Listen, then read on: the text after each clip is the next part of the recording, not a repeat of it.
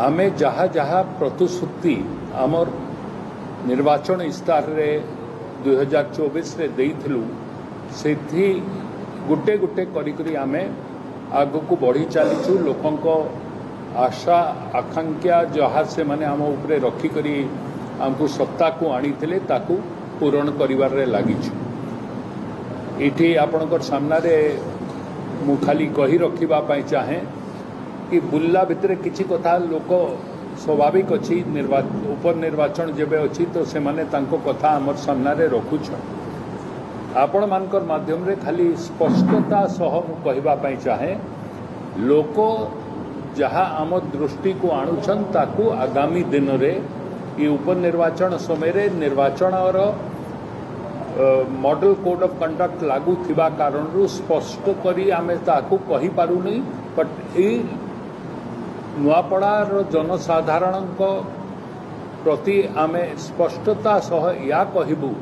कि जहा आपण आम दृष्टि को आनीचन ताकू पूरा पूरी आमे आगामी दिन रे करी देबू। भल कार्य आमे 2024 लोकंर ओडिशा लोक आशीर्वाद आम प्रथम सरकार 16 मास पूरा कर 17 मास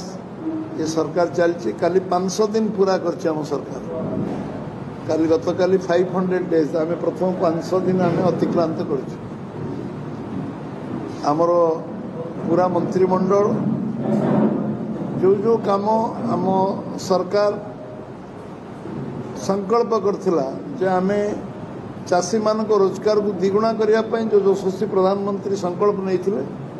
14 मसीह 1310 टका धान क्विंटाल आज 2369 टका 2369 धान क्विंटाल पहुंची आमे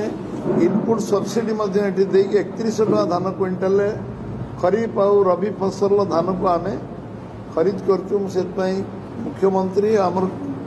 आम कृषि मंत्री पूरा टीम को मु धन्यवाद दूचे जे समाने जहाँ जहाँ आम संकल्प पत्र भारतीय जनता पार्टी लिखी मैनिफेस्टो रे ताकू कार्यकारी से अक्षरशा कर 16 लाख रु ऊर्ध्व चाषी परिवार को समाने इनपुट सब्सिडी असिस्टेंस देइछन। सुभद्रा योजना रे कमिटमेंट आम करूँ 3टा इनस्टॉलमेंट भौणी माने माँ माने पाई सारी